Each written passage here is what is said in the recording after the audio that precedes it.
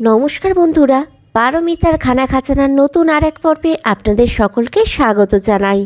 আজ আমি ডিম প্রেমীদের জন্য একটা ডিমের দারুণ রেসিপি নিয়ে চলে এসেছি। অনেক খেয়েছেন ডিমের কষা, রসা বা কারি। আজকে মুখের স্বাদ বদলানোর জন্য ডিমের একটা অন্যরকম স্বাদের দুর্দান্ত রেসিপি নিয়ে চলে এসেছি, যেটা কিন্তু যে কোনো ধরনের পরোটা, রুটি, পোলাও বা ফ্রাইড রাইসের সাথেও কিন্তু দারুণ লাগে। তাহলে চলুন ঝটপট দেখে নেওয়া যাক আজকের এই রেসিপিটা। আশা করছি আপনাদের ভালো লাগবে। আর যদি ভালো লেগে থাকে তাহলে অবশ্যই কিন্তু একটা লাইক শেয়ার করে দেবেন। আর আমার চ্যানেলে এরকম আরও ভালো ভালো রেসিপি পেতে হলে অবশ্যই চ্যানেলটা সাবস্ক্রাইব করে রেখে পাশে থাকার বেল আইকনটা প্রেস করে রাখতে হবে। তাতে আমি যখনই কোনো ভালো ভালো রেসিপি বা ভিডিও আপলোড করব সবার আগে নোটিফিকেশন আপনার কাছে পৌঁছে যাবে। তাহলে চলুন দেখে নেওয়া যাক আজকের এই রেসিপিটা। তো আমি এখানে প্রথমেই বানিয়ে নিচ্ছি কিছুটা পরিমাণ পেঁয়াজের বেরেস্তা। তো আমি এখানে একটা বড় সাইজের পেঁয়াজকে সরু সরু কুচি করে কেটে রেখেছিলাম, সেটারই এখানে বেরেস্তা বানিয়ে নিচ্ছি। তো পেঁয়াজটা আমি বেশ লাল লাল করে ভেজে নেব। তো দেখুন পেঁয়াজটা কিন্তু বেশ লাল লাল করে ভাজা হয়ে গেছে। এর থেকে বেশি কিন্তু আমি আর ভাজবো না, তাহলে পেঁয়াজটা তেতো হয়ে যেতে পারে। এবার এই পেঁয়াজ বেরেস্তাটা আমি সাইডে একটা প্লেটে তুলে রেখে দিচ্ছি। দিয়ে বাকি যেই তেলটা আছে তার মধ্যে আমি ভাজার জন্য দিয়ে দিচ্ছি আগে থেকে সেদ্ধ করে রেখে খোসা ছাড়িয়ে রাখা ডিমটা। তো আমি ডিমটা সেদ্ধ করে নিয়ে তার গায়ে কয়েকটা চির লাগিয়ে নিয়েছি, যাতে আমাদের মশলার টেস্ট ভেতর পর্যন্ত পৌঁছতে পারে ডিমের। তো আমি ডিমটা হালকা করে কিন্তু নাড়াচাড়া করে ভাজবো, খুব একটা বেশি লাল লাল করে কিন্তু ভাজবো না। তো দেখুন ডিমগুলো কিন্তু হালকা করে ভাজা হয়ে গেছে। এবার ডিমগুলো আমি একটা সাইডের প্লেটে তুলে রেখে দিচ্ছি। তো ডিমটা ভাজার পরে বাকি যে তেলটা আছে তার সাথে আমি অ্যাড করে দিচ্ছি 1 টিস্পুনের মতো রিফাইন্ড অয়েল। আমি কিন্তু পুরো রান্নাটাই রিফাইন্ড অয়েলে করব। তো তেলটা গরম হয়ে যেতে আমি এর মধ্যে অ্যাড করে দিচ্ছি গরম মশলা। তার জন্য নিয়েছি 3-4টে এলাচ, 2টো ছোটো টুকরো দারচিনি, কয়েকটা লবঙ্গ, কয়েকটা গোলমরিচ আর 2টো তেজপাতা। এগুলো কয়েক সেকেন্ড তেলের মধ্যে রেখে দিয়ে আমি এর মধ্যে অ্যাড করে দিচ্ছি 2টো মিডিয়াম সাইজে পেঁয়াজের পেস্ট। এবার পেঁয়াজের পেস্টটা আমি কিন্তু ভালোভাবে তেলের মধ্যে নাড়াচাড়া করে কষিয়ে নেব যতক্ষণ না কাঁচা গন্ধটা চলে যাচ্ছে। তো 1-1.5 মিনিটের মতো আমি পেঁয়াজটা মিডিয়াম ফ্লেমে একটু ভেজে নিয়েছি।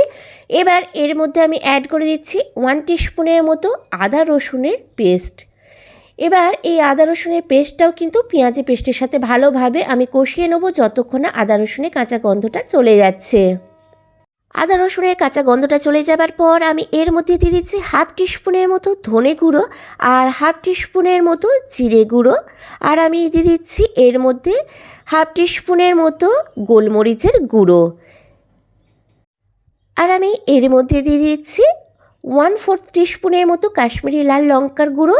এটা কিন্তু টোটালি অপশনাল, আমি শুধুমাত্র দিয়েছি গ্রেভিটার কালারটা একটু সুন্দর আসার জন্য। এবার এই মশলাগুলো দিয়ে আমি কিছুক্ষণ নাড়াচাড়া করে একটু কষিয়ে নিলাম। নিয়ে এর মধ্যে আমি অ্যাড করে দিচ্ছি আগে থেকে পেস্ট করে রেখেছিলাম যেই পেস্টটা, সেটার মধ্যে রয়েছে 7-8টা কাজু, 1 টিস্পুনের মতো চারমগজ আর 1 টিস্পুনের মতো পোস্তদানা। সামান্য পরিমাণ জল দিয়ে একটা মিহি পেস্ট বানিয়ে রেখেছিলাম, সেই পেস্টটাই কিন্তু এখানে দিয়ে দিলাম। এবার পেস্টটা দিয়ে আমি ভালোভাবে মশলার সাথে নাড়াচাড়া করে কষিয়ে নেব মিডিয়াম টু লো ফ্লেমে যতক্ষণ পর্যন্ত না মশলা থেকে তেল ছেড়ে আসে। এবার যেই বাটিতে আমি পেস্টটা রেখেছিলাম সেই বাটি ধুয়ে কিছুটা পরিমাণ জল এখানে অ্যাড করে দিলাম। দিয়ে মশলাটা কিন্তু খুব ভালোভাবে আমি কষিয়ে নেব। তো বেশ কিছুক্ষণ কষার পর আমি এর মধ্যে অ্যাড করে দিচ্ছি এখানে গরম মশলার গুঁড়ো 1/2 টিস্পুনের মতো। আর এখানে দিয়ে দিচ্ছি স্বাদ মতো নুন। নুনটা অবশ্যই নিজেরা নিজেদের স্বাদ মতো ব্যবহার করবেন। এবার আমি সবকটা মশলা ভালোভাবে নাড়াচাড়া করে মিশিয়ে নিয়ে আমি মশলা থেকে তেল ছেড়ে যাওয়া পর্যন্ত কষিয়ে নেব। তো বেশ কিছুক্ষণ কষার পর দেখুন মশলা কিন্তু কড়াই গা ছেড়ে যাচ্ছে আর মশলা থেকেও কিন্তু বেশ ভালোভাবে তেল ছেড়ে এসেছে। এবার এর মধ্যে আমি অ্যাড করে দিচ্ছি দুধ 1 কাপের মতো। আপনারা কিন্তু যতটা গ্রেভি রাখতে চান সেই হিসাবে কিন্তু দুধটা অ্যাড করতে পারেন। আর আমি এখানে দুধটা আগে থেকে ফুটিয়ে রেখেছিলাম, তাই দুধটা হালকা কিন্তু গরম আছে, আমি সেই হালকা গরম দুধই এখানে অ্যাড করছি। আর এখানে আমি যতটা গ্রেভি রাখবো সেই হিসাবেই কিন্তু দুধটা অ্যাড করে দিয়েছি। তো দুধটা দিয়ে দেওয়ার পর গ্রেভিতে একটা ফুট আসতে দেবো। তো গ্রেভিতে ফুট এসে যেতে আমি এর মধ্যে অ্যাড করে দিচ্ছি আগে থেকে সেদ্ধ করে ভেজে রাখা ডিমগুলো। আমি ডিমগুলো দিয়ে একটু নাড়াচাড়া করে গ্রেভির সাথে আমি ডিমগুলো একটু মিশিয়ে নিচ্ছি। তো দেখুন দুধটা দেওয়ার পর কিন্তু অলরেডি গ্রেভিতে একটা সুন্দর কালার আসা কিন্তু শুরু হয়ে গেছে। এবার এর মধ্যে আমি দিয়ে দিচ্ছি কয়েকটা চেরা কাঁচা লঙ্কা। কাঁচা লঙ্কাটা অবশ্যই কিন্তু নিজেদের পছন্দ মতো কম বেশি করতে পারেন। আর আমি এর মধ্যে দিয়ে দিচ্ছি 1 টিস্পুনের মতো চিনি, স্বাদটাকে ব্যালেন্স করার জন্য। চিনিটা যদি আপনাদের পছন্দ না হয় নাও দিতে পারেন, কিংবা নিজের পছন্দ মতো কম বেশিও করতে পারেন। আর এখানে আমি দিয়ে দিচ্ছি কিছুটা পরিমাণে বেরেস্তা। আগে থেকে যে পেঁয়াজটা ভেজে রেখেছিলাম তার মধ্যে থেকে কিছুটা পরিমাণ এখানে দিয়ে দিলাম, আর কিছুটা রেখেছি আমি গার্নিশিংয়ের জন্য ব্যবহার করব বলে। তো আমি সব কিছু দিয়ে একবার ভালোভাবে গ্রেভির সাথে নাড়াচাড়া করে মিশিয়ে নিচ্ছি। দিয়ে আমি চাপা দিয়ে মিডিয়াম টু লো ফ্লেমে 3-4 মিনিটের জন্য আমি ফুটিয়ে নেব।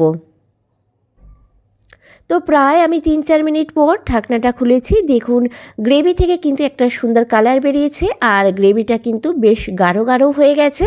মানে আমাদের কিন্তু ডিমের কোরমা একদম রেডির দিকে।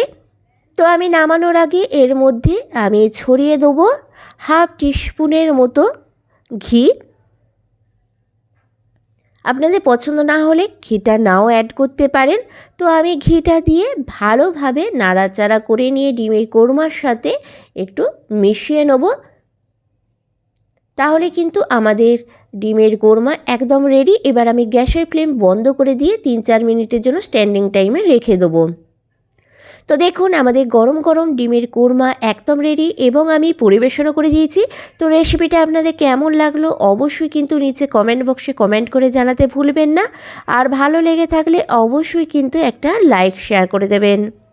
আর বাড়িতে কিন্তু অবশ্যই এইভাবে একবার ডিমের কোরমা বানিয়ে খেয়ে আমাকে জানাতে ভুলবেন না যে আপনাদের কেমন লাগলো এই ডিমের কোরমার রেসিপিটা।